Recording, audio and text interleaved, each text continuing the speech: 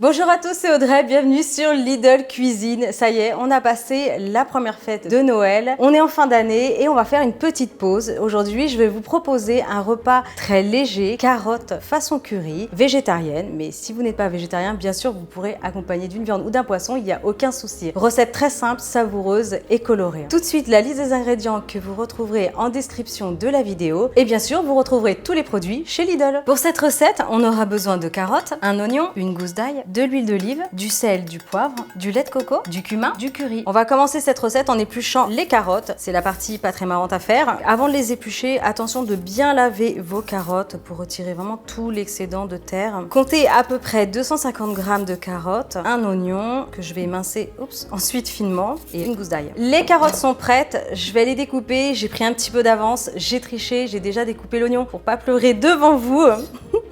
Donc ce que je vais faire pour les carottes, je vais pas les tailler en tranches trop épaisses parce que ça va être long à cuire. Et ce que j'aime bien, c'est faire une forme biseautée comme ça. Pour ma part, je trouve ça plus joli, plus esthétique. Après, il n'y a aucun souci, hein. Vous pouvez faire bien sûr des rondelles de votre côté.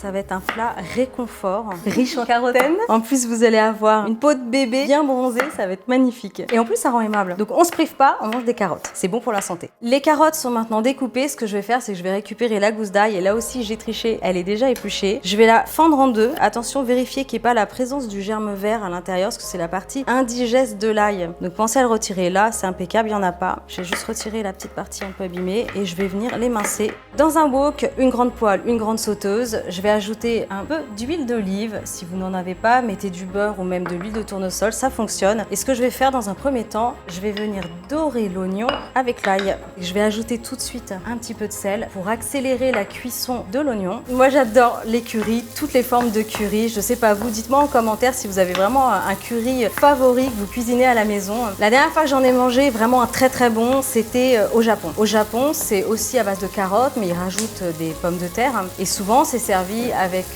poulet, du bœuf. Il y a pas mal de variantes, mais il y a une sauce en fait qui est assez épaisse. Et c'est juste mais magnifique. C'est très bon. Donc voilà, c'est beaucoup de souvenirs pour moi. J'ai très hâte d'aller en déguster de nouveau bientôt. En tout cas, dites-moi en commentaire quel curry de votre côté vous aimez. Il y en a plein, japonais, indien, thaï. Ok, ça crépite, c'est impeccable. Donc là, ça fait vraiment une petite minute. Le but, c'est de faire blondir, pas trop griller. Ce que je vais faire, c'est que je vais ajouter mes carottes au mélange. Je suis toujours sur un feu moyen vif et je vais prolonger la cuisson pour quelques minutes.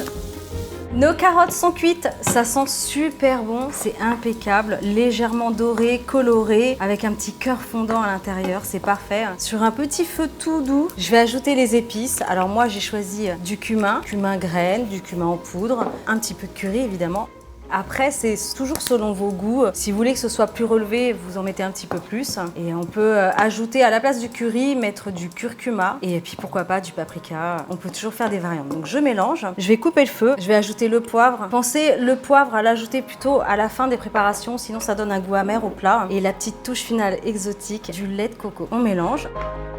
Je vous propose de dresser ça dans une jolie assiette. Ça sent super bon, j'ai tellement faim en plus. On va se régaler. Vous avez mangé copieusement pendant les fêtes, mais cette recette est vraiment faite pour vous. C'est plus léger, parfumé, savoureuse, ça va être impeccable. Accompagné si vous le souhaitez d'un petit bol de riz. Et si vous êtes gourmand de viande, allez-y, faites-vous plaisir, ou même avec du poisson. Pour rester dans la légèreté, un petit dos de cabillaud vapeur, franchement ça le fait, hein. Vous allez adorer. Il ne me reste plus qu'à vous souhaiter une très belle fête de fin d'année. Beaucoup de bonheur, beaucoup de nouvelles recettes à venir sur Lidl Cuisine. Vous allez adorer les prochaines. Si vous avez des suggestions de vidéos, dites-le moi en commentaire. Qu'est-ce que vous voulez voir l'année prochaine sur Lidl Cuisine? Est-ce que vous voulez du sucré, du salé, des gourmandises? Dites-nous tout ça en commentaire. N'oubliez pas, si vous avez aimé cette recette, likez, partagez, abonnez-vous à la chaîne Lidl Cuisine. Et moi, je vous dis à très bientôt. Ciao!